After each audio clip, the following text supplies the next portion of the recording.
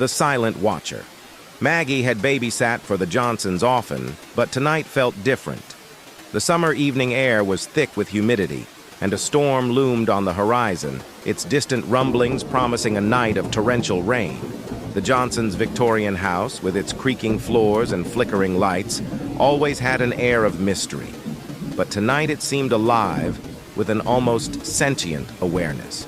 "Thanks for coming, Maggie," Mrs. Johnson said, her voice tight with stress. "We shouldn't be too late. Ethan's already asleep, and you know the drill." Maggie nodded, waving them off with a smile. As soon as the door closed, she felt a shiver crawl down her spine. She settled into the living room with a book, the sound of the wind picking up outside and the first few drops of rain tapping against the windows. The house creaked and groaned as the wind picked up, and she couldn't shake the feeling that something was watching her. An hour passed uneventfully, but then the baby monitor crackled to life. Maggie's head snapped up as she heard a faint noise, like a whisper, followed by Ethan's soft whimpering. She set the book aside and went upstairs, the sound of her footsteps echoing in the empty house. Ethan's room was at the end of a long hallway. The walls were lined with old family portraits, their eyes seeming to follow Maggie as she walked past. She paused outside his door, listening. Silence. Pushing the door open, she found Ethan sitting up in his crib, his wide eyes staring at something behind her. She turned quickly, but the room was empty. "Hey, buddy," she cooed, picking him up and rocking him gently. "What's wrong?" Ethan continued to stare over her shoulder, his little face tense with fear. Maggie turned on the nightlight and scanned the room again. Nothing seemed out of place. She put him back down and stayed with him until he fell asleep, the storm now raging outside. Back downstairs, Maggie tried to shake off her unease. She flipped through channels on the TV, hoping for a distraction. But her mind kept wandering back to Ethan's room and his frightened stare. She couldn't shake the feeling that something was off, that there was something in the house with them. The baby monitor crackled again. This time, it was louder, more insistent. A low, guttural whisper echoed through the speaker, sending chills down her spine. She hurried upstairs, her heart pounding. Ethan was sitting up again, but this time he was pointing at the corner of the room. Maggie's breath caught in her throat as she followed his finger. There in the shadows stood a figure. It was tall, its outline barely distinguishable in the dim light, but its presence was unmistakable. "Who's there?" Maggie demanded, her voice trembling. The figure didn't move, but she felt its eyes on her, cold and penetrating. She grabbed Ethan and backed out of the room, slamming the door behind her.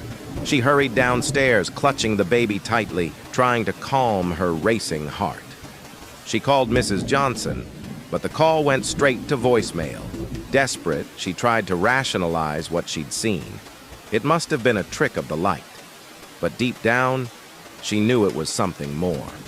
The house seemed to close in around her, the walls pressing in. She felt eyes on her, always watching, always lurking just out of sight. She moved to the kitchen, grabbing a knife from the drawer, feeling only slightly safer with the cold steel in her hand. Suddenly, the lights flickered and went out. Maggie's breath quickened as she fumbled for her phone, using its light to guide her. She needed to find a way out, but the house was a maze in the dark. Every creak of the floorboards, every gust of wind seemed amplified, echoing with a sinister intent. Ethan whimpered in her arms, and she hushed him softly, trying to keep her own fear in check. She made her way to the front door, but it wouldn't budge. She tried the back door, the windows, but they were all locked, the keys nowhere to be found. As she turned back towards the living room, she saw it again. The figure stood at the base of the stairs, its outline clearer now. It was tall, with long, thin limbs and a face obscured by shadow, but its eyes, glowing faintly in the darkness, were fixed on her. "Leave us alone!" Maggie shouted, her voice breaking.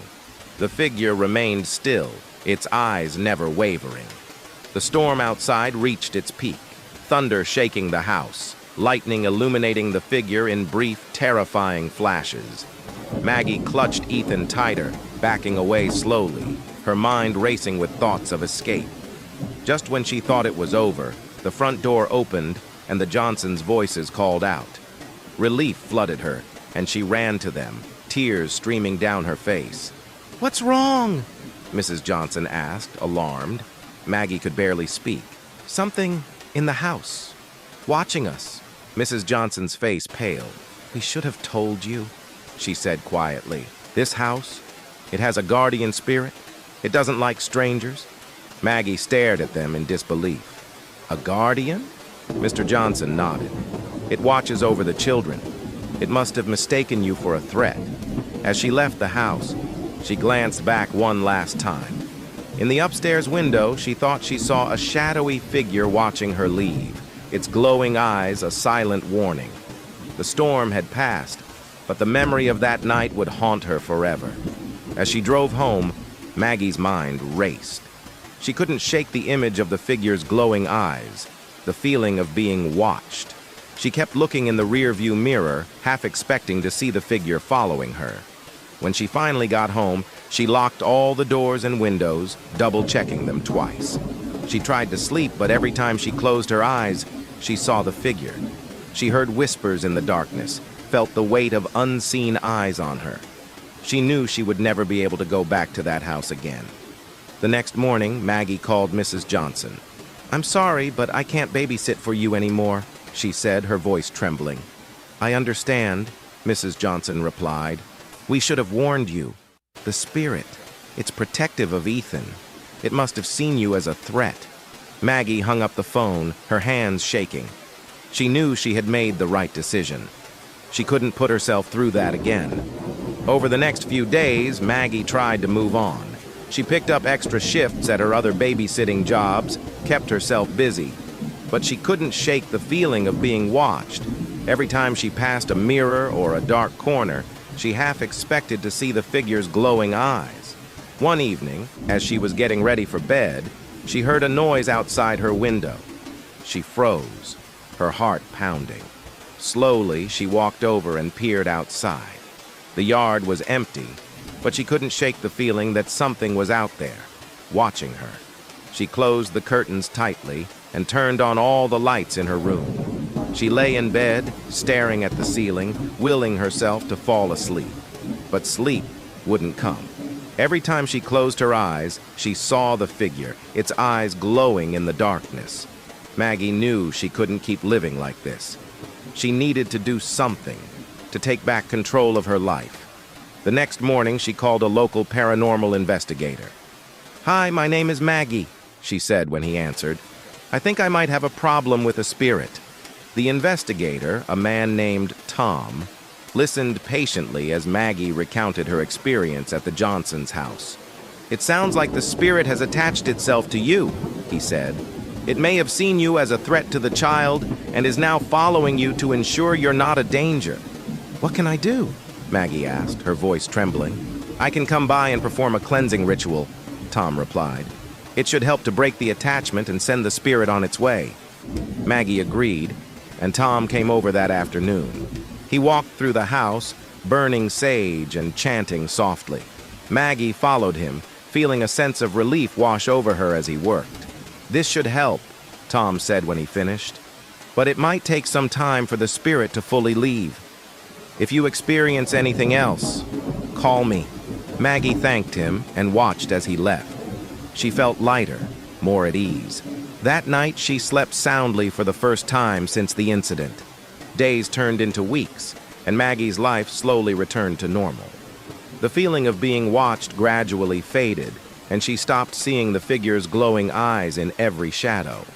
She even started babysitting for new families, though she was careful to avoid any houses that seemed even remotely haunted. One evening, as she was leaving a new babysitting job, she glanced back at the house. For a moment, she thought she saw a figure standing in the upstairs window, its eyes glowing faintly in the darkness. But when she blinked, it was gone. Maggie shook her head, smiling to herself. She was done with haunted houses and guardian spirits. She had faced her fear and come out stronger on the other side. As she drove home, she turned on the radio and sang along to her favorite songs.